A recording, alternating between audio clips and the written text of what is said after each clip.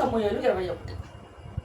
దావీదు నోబులో యాజకుడైన అహీమెలెకు నొద్దకు వచ్చెను. అయితే అహీమెలెకు దావీదు రాకకు భయపడి, నీవు ఒంటరిగా వచ్చితివేమని అడుగగా, దావీదు, రాజు నాకు ఒక పని నిర్ణయించి నేను నీకు ఆజ్ఞాపించినది పంపమని ఏదో అదెవనితోనైనను చెప్పవద్దనెను. నేను నా పనివారిని ఒకనొక చోటికి వెళ్ళ నిర్ణయించి తిని, నీ యొద్ద ఏమి ఉన్నది? 5 రొట్టెలు మరేమీ ఉండిన ఎడల అది నాకిమ్మని యాజకుడైన అహీమెలెకుతో అనగా, యాజకుడు, సాధారణమైన రొట్టె నా యొద్ద లేదు, పనివారు స్త్రీలకు ఎడమగా ఉన్నవారైతే ప్రతిష్ఠితమైన రొట్టెలు కలవమని దావీదుతో అనెను. అందుకు దావీదు విజయముగా, నేను బయలుదేరి వచ్చినప్పటి నుండి ఈ 3 దినములు స్త్రీలు మాకు దూరముగానే ఉన్నారు. ఈ పనివారి బట్టలు పవిత్రములే. ఒకవేళ మేము చేయు కార్యము అపవిత్రమైన ఎడలనేమి, రాజాజ్ఞను బట్టి అది పవిత్రముగా ఎంచతగును అని యాజకునితో అనెను.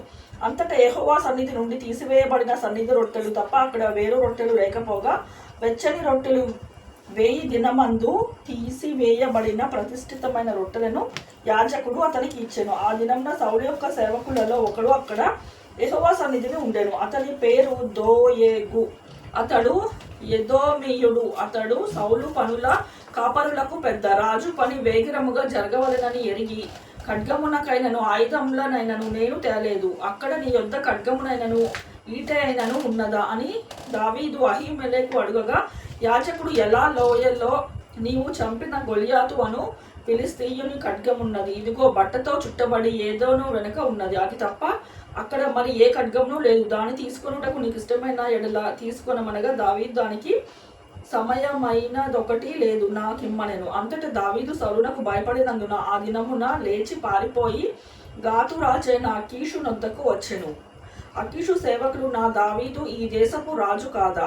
వాళ్ళు నాట్యమాడుచు గాన ప్రతిగానములు చేయొచ్చు. సౌలు 1000 కొలది హతము చేసననియు దావీదు 10,000 కొలది హతము చేసననియు పాటలు పాడిన పాటలు అతని కూర్చున్నవే కదా అని అతనిని బట్టి రాజుతో మాట్లాడగా, దావీదు ఈ మాటలు తన మనసులో నుంచుకొని గాతు రాజైన అకీషునకును బహు భయపడెను. కాబట్టి దావీదు వారి ఎదుట తన చర్య మార్చుకొని వెర్రి వాని వలె నటించుచు ద్వారపు తలుపుల మీద గీతలు గీచు ఉమ్మి తన గడ్డ మీదకి కారనిచ్చుచు ఉండెను. వారతని పట్టుకొని పోగా అతడు పిచ్చి చేష్టలు చేయించు వచ్చెను. కావున అకీషు రాజు, మీరు చూచితిరి కదా, వానికి పిచ్చి పట్టినది, నా యుద్ధకు వీరిని ఎందుకును తీసుకొని వచ్చితిరి? పిచ్చి చేష్టలు చేయు వారితో నాకేమి పని?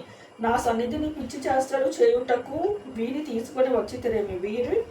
వీడు నా నగరలోనికి రాతగునా అని తన సేవకులతో అనెను.